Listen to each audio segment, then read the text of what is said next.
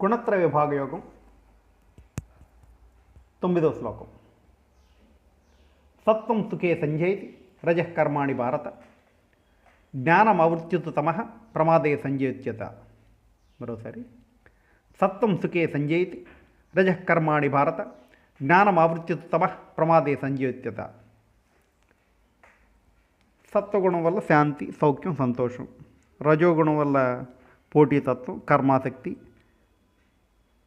కర్మ తర్వాత దాని లక్ష్యం, అంతకన్నా పెద్ద పని, దాని ఫలితం, మళ్ళీ కర్మ, మళ్ళీ దాని ఫలితం.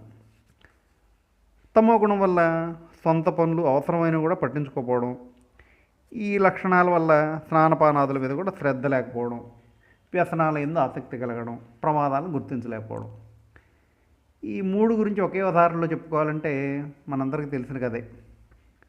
ఒక చెరువులో 3 చేపలు ఉన్నాయి. ఒక దాని పేరు సుమతి, రెండవది కాలమతి, మూడవది మందమతి. సుమతి నింపాదిగా చెరువంతా ఈతూ ఏ మూల ఏముంది, ఏ ఒడ్డున ఏం జరుగుతుంది అన్నీ తెలుసుకుంటూ తొందరపాటు లేకుండా జీవించేది. కాలమతి చెరువంతా వేగంగా తిరుగుతూ ఉల్లాసంగా నీళ్ల పైకి రావడం, అడుక్కు వెళ్ళడం, ఇతర చేపలతో పోటీ పెట్టుకుంటూ వేగంగా ఎదగలిగే సామర్థ్యాన్ని పెంచుకుంటూ జీవిస్తోంది. మందమతి పేరుకు తగ్గట్టుగానే మందకొడిగా జీవించేది.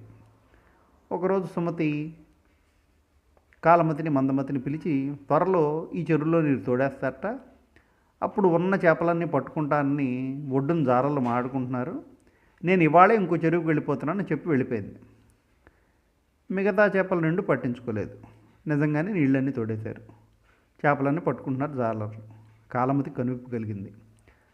చనిపోయినట్టుగా కదలకుండా పడి ఉంది.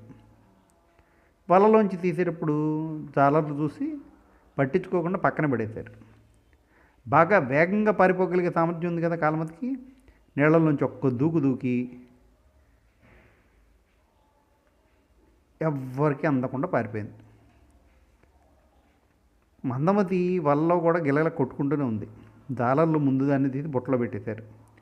ఈ చేపల కథలో 3 చేపలు 3 గుణాలకు సంకేతాలుగా కనిపిస్తాయి.